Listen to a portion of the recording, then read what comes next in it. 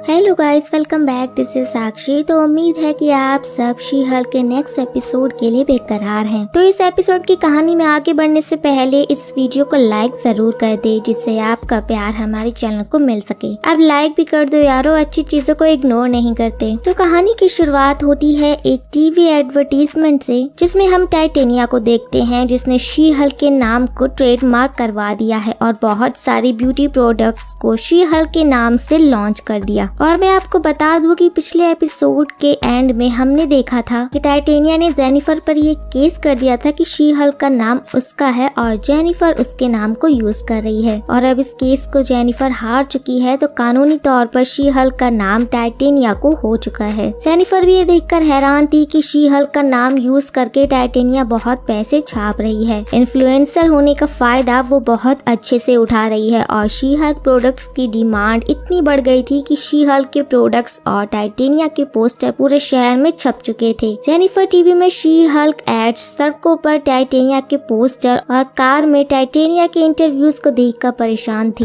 वहीं पर घर पर उसका जीनियस भाई चैड आता है। आपको तो ये जीनियस इंसान याद ही होगा, जो एक शॉप का मैनेजर भी है, और वो यहाँ पर जेनिफर से शी हल्क के प्रोडक्ट पर उसका ऑटोग्राफ लेने आया है, जिससे उसकी शॉप की सेल्स और बढ़ जाएगी। पर जेनी उससे समझा देती है कि शी हल्क का नाम टाइटेनिया ने ट्रेडमार्क करवा रखा है। तो यह मंदबुद्धि चैड भी जेनी को ज्ञान देकर चला जाता है कि वो इतनी बड़ी वकील है, तो उसे ये ख्याल क्यों नहीं आया कि उसे शी हल्क का नाम ट्रेडमार्क करवा लेना चाहिए था। पहले तो जेनी शी हल्क के नाम से चिढ़ती थी, पर अब शी हल्क का नाम खो देने पर उसे ये एहसास होने लगता है कि शी हल्क नाम उसका है, थैंक्स टू टाइटेनिया। वहीं पर टाइटेनिया अपने शी हल्क के प्रोडक्ट से इतने पैसे बना रही थी कि अब शी हल्क एक ब्रांड बन चुका था और शी हल्क के नाम से उसने शहर में कई सारे शोरूम्स भी खोले हैं। और उन्हीं शोरूम्स में से एक में वो आज अपने फैंस से मिलकर खरीदे गए प्रोडक्ट्स पर ऑटोग्राफ दे रही है। मार्केटिंग लेवल देख रहे हैं दोस्तों। वेल, तो जेनी और निकी भी यहाँ पर पहुँच गए थे टाइटेनिया को ये समझाने के लिए कि वो शी हल्क का नाम यूज ना करे, पर टाइटेनिया उन दोनों को झाड़ देती है, क्योंकि वो जेनी से कोर्ट में जीत चुकी है और अब ऑफिशियली शी हल्क नाम उसका है। और तो और वो जेनी से फोटो भी क्लिक करवाती है कि वो अब शी हल्क है। टाइटेनिया से बेइज्जती करवा कर दोनों ऑफिस आ जाती हैं। वैसे शी हल्क ने अभी टाइटेनिया की ब्यूटी प्रोडक्ट्स का पेज खोला हुआ है और खुद के मन की शांति के लिए वो निकी को समझा रही है कि अब उसे फर्क नहीं पड़ता कि टाइटेनिया ने उसका नाम चुराया है, क्योंकि शी हल्क नाम उसे शुरू से पसंद नहीं था।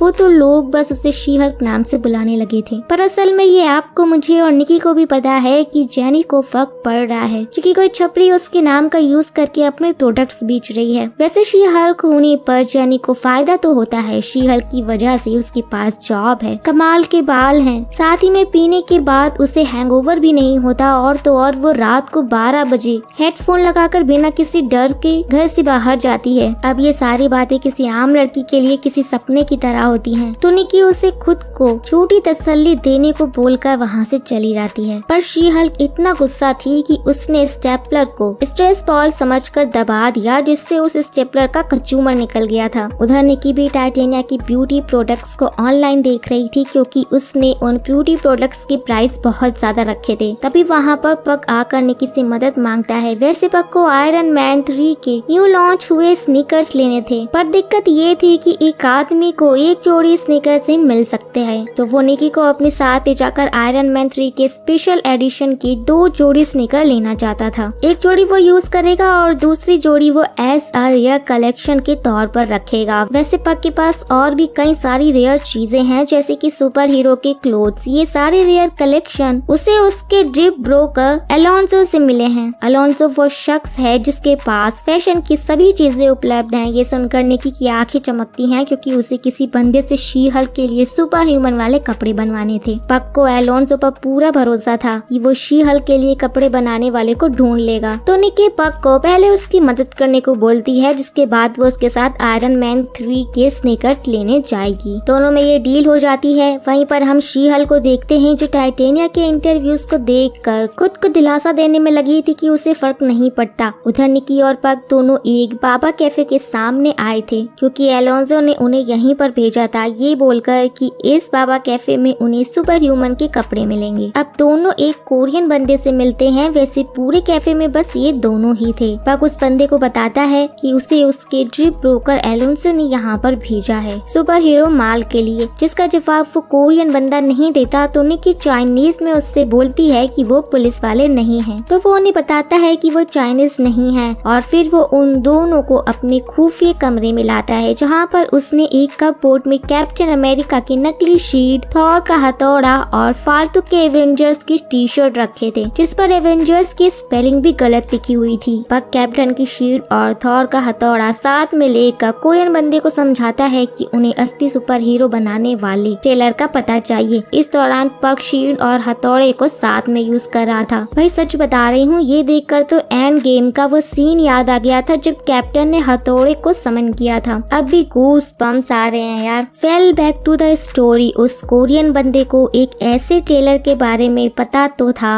जो सुपर हीरो के लिए कपड़े बनाता है, पर वो टेलर बहुत बिजी रहता है, तो उसके हिसाब से उम्मीद कम है कि वो टेलर उनसे मिलेगा। एड्रेस के बदले उन दोनों को उसकी फालतू की टी शर्ट्स और कैप्स खरीदने पड़ते हैं। दोनों उस टेलर का एड्रेस लेकर कोरियन को उसकी एडवाइस उसके पास रखने का ज्ञान देकर वहाँ से निकल जाते हैं। आगे हम निकी और पक को एक एडवांस गेट के सामने देखते हैं। वो बाहर से ही टेलर को बताते हैं कि उन्हें उनके क्लाइंट के लिए कपड़े चाहिए। पहले वो टेलर उन्हें वहाँ से भगा देता है क्योंकि उनके पास कोई रेफरेंस नहीं था, पर जब वो दोनों टेलर को बताते हैं कि उनका क्लाइंट एक एवेंजर है तो वो टेलर उन्हें अपॉइंटमेंट दे देता है। अपॉइंटमेंट मिलने की खुशी में दोनों डांस कर रहे थे, तो टेलर उन्हें वहाँ से जाने को बोलता है क्योंकि उनके अजीब से डांस को वो अपने सीसीटीवी कैमरा से देख रहा था। उधर ऑफिस में शी हल्क की क्लास हॉलीवे लगा रहे थे क्योंकि उन्होंने आज बिल बोर्ड पर शी हल्क के नाम का बड़ा सा पोस्टर देखा जिसमें ब्यूटी प्रोडक्ट्स की मार्केटिंग हो रही थी। शी हल्क उन्हें समझाती है कि ये सब टाइटेनिया ने किया है, तो हॉलीवे उसे समझाते हैं कि उन्होंने उसे एज अ शी हल्क इस लॉ फॉर्म में काम पर रखा था और शी हल्क की उनके सुपर ह्यूमन क्राइम डिवीजन का चेहरा है। तो अगर जेनी एक वकील होकर अपनी आइडेंटिटी तक को नहीं बचा सकती तो वो उसे एज अ वकील कैसे रखेंगे। ये सुनकर तो शी हल्क का दिमाग पूरी तरह से टाइटेनिया पर खराब हो जाता है और मिस बुक के पास जाकर टाइटेनिया पर वो केस करने को बोलती है। लॉ के अनुसार एक वकील अपना केस खुद नहीं लड़ सकता, इसलिए शी हल्क ने मिस बुक की मदद ली। बात करें मिस बुक की तो वो एक यंग, कॉन्फिडेंट, स्टाइलिश, फैशनेबल और स्मार्ट वकील है। तो सबसे पहले मिस बुक शी हल्क को अपना क्लाइंट बनाकर उससे सीधा सा सवाल करती है कि उसने अपना नाम ट्रेडमार्क क्यों नहीं करवाया, क्योंकि शी हल्क के दिमाग में ये बात आई ही नहीं कि उसे अपना नाम ट्रेडमार्क भी करवाना होगा। मिस बुक शी हल्क की परेशानी और नासमझी को समझ जाती हैं और टाइटेनिया पर दोबारा केस करती हैं कि टाइटेनिया ने शी हल्क का नाम जिस डेट को ट्रेडमार्क करवाया था उस डेट से पहले ही शी हल्क का नाम उसका नहीं मिस जेनिफर वॉल्टर का था। टाइटेनिया ने रियल शी हल्क से उसका नाम चुराया और यूज करके खूब पैसे छापे। प्लान तो तगड़ा था, पर मिस बुक निकी को बुलाकर शी हल्क के सूट को ठीक करवाने को बोलती है, तो निकी उन्हें बताती है कि उसने सुपर हीरो डिजाइनर से अपॉइंटमेंट पहले ही ले रखी है। अब सीन आता है कोर्ट का, जहाँ पर टाइटेनिया का वकील जज से इस केस को एक टाइम पास बताता है क्योंकि शी हल्क के नाम का ट्रेडमार्क टाइटेनिया के पास है। पर मिस बुक अपनी दलील में जज को बताती है कि जब जेनिफर वॉल्टर पहली बार हल्क बनकर लोगों के सामने आई तो लोगों ने उनका नाम शी हल्क रख दिया, जिसके सबूत वो जज को भी देती है और वो टाइटेनिया पे केस करती है कि उसने शी हल्क का नाम अपने नाम पर ट्रेडमार्क करवाया और बिना एफटीओ प्रूफ प्रोडक्ट्स को शी हल्क के नाम पर बेचा। अपने प्रोडक्ट्स की बेइज्जती सुनकर टाइटेनिया भड़क जाती है क्योंकि उसके प्रोडक्ट्स की रेटिंग 5 स्टार की है। मैं आपको बता दूं कि ये सारे इन्फ्लुएंसर पेड रिव्यू डलवाते हैं, खास करके ब्यूटी प्रोडक्ट्स की। जज टाइटेनिया को कोर्ट में उसके प्रोडक्ट्स की मार्केटिंग करने से मना करते हैं और तब उसका वकील उन्हें शी हल्क का एक वीडियो क्लिप दिखाता है जिसमें शी हल्क मीडिया वालों को बता रही है कि शी हल्क नाम उसका नहीं है और उससे शी हल्क नाम से नफरत है। और उस वकील के हिसाब से वॉल्टर को शी हल्क नाम से लगाव तब से होने लगा था जब से टाइटेनिया ने शी हल्क नाम को अपने नाम से ट्रेडमार्क करवा लिया। वकील की बात से मैं, आप सब और जज भी सहमत हैं। तब मिस बुक हम सब के सामने उस इंटरव्यू को पेश करती है जिसमें एक टीवी इंटरव्यू में शी हल्क अपना नाम कबूल करती है, ये कहते हुए कि लोगों ने उसे शी हल्क का नाम जबरदस्ती दिया है, पर जब लोगों ने उसे ये नाम दिया है तो उसकी मर्जी नहीं चलेगी और अब से वो शी हल्क है। ये सुनकर तो जज के साथ मेरा भी मन बदल जाता है और जज मिस बुक को और सबूत पेश करने के लिए बोलती है जो ट्रेडमार्क डेट से पहले ये प्रूफ करती है कि Jennifer Walter he she Hulk है। कोर्ट से निकलने के बाद शी हल्क निकी के साथ सीधे डिजाइनर के पास जाती है क्योंकि आज ही उसका अपॉइंटमेंट था। अंदर जाने पर उसकी मुलाकात फेमस डिजाइनर ल्यूक से होती है। ल्यूक भी शी हल्क को देखकर शॉक था। अब जब ल्यूक को पता चलता है कि शी हल्क अभी एवेंजर का हिस्सा नहीं बनी है तो वो भड़क जाता है, पर निकी उसे समझा देती है कि ये हल्क की बहन है और जल्द ही शी हल्क एवेंजर्स को ज्वाइन करेगी, बस पेपर साइन होने बाकी हैं। नेपोटिज्म पर अब ल्यूक को भी यकीन था तो वो निकी की बातों पर भरोसा कर लेता है और शी हल्क से पूछने लगता है कि उसे किस टाइप का सूट चाहिए, जैसे में वाटर प्रूफ, फायर प्रूफ या कोई हथियार रखने वाला सूट। पर शी हल्क को एक नॉर्मल सूट चाहिए था। नॉर्मल सूट की बात सुनकर ल्यूक उन दोनों को अपनी शॉप से भगाने लगता है क्योंकि उसे नॉर्मल चीजें बनाना पसंद नहीं है, क्योंकि उसे उस काम को करने में इंटरेस्ट नहीं है जिसमें कोई चैलेंज ही ना हो। पर निकी उसे शांत करवाकर शी हल्क को जेनिफर में बदलने को बोलती है। जेनिफर बनते ही शी हल्क के सूट में वो डूब जाती है। अब ल्यूक को जेनिफर में एक नया चैलेंज दिख रहा था तो वो सूट बनाने के लिए मान जाता है और अपने असिस्टेंट टेंसली को स्ट्रेच वूल का एक बड़ा ऑर्डर देने को बोलता है। वापस लॉ फर्म आने पर वो दोनों मिस बुक के फैशन सेंस और उसके कपड़ों को देखकर जलती हैं। ट्रस्ट में ये बातें सभी लड़कियों में कॉमन है, भले ही वो सुपर हीरो हो या फिर मेरी ही तरह एक यूट्यूबर।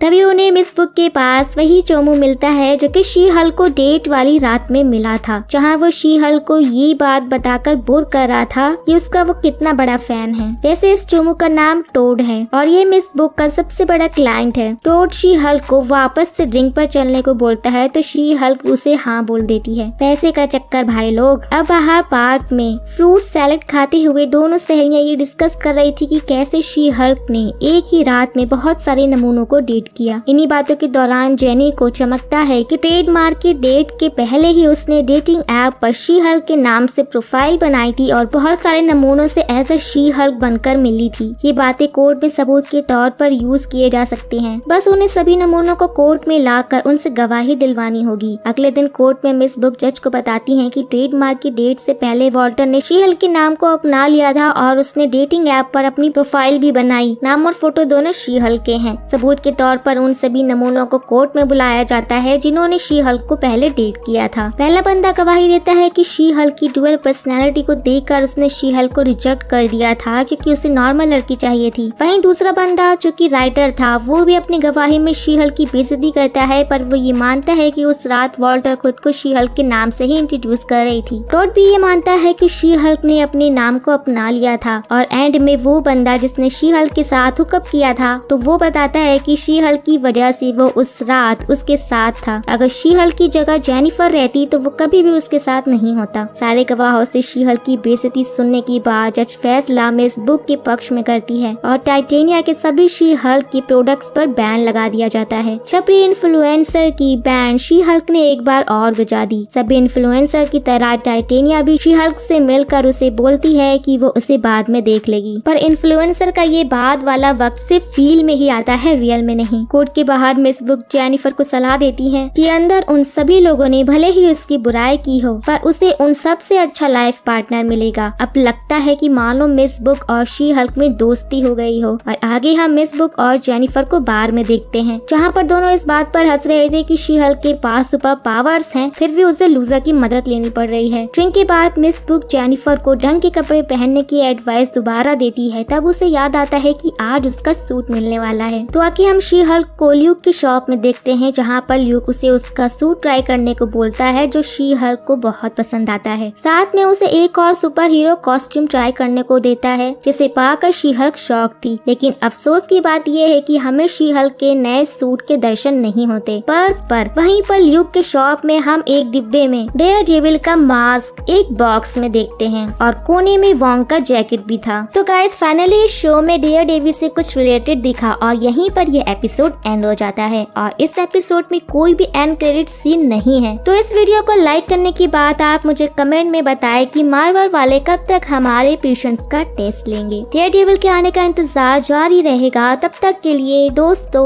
आप हमारे वीडियोस को एंजॉय करें। हमें कमेंट करके बताएं कि आपको वीडियो कैसा लगा। लाइक एंड चैनल को सब्सक्राइब करना बिल्कुल भी ना भूले और अब मिलते हैं नेक्स्ट वीडियो में। तब तक के लिए टेक केयर।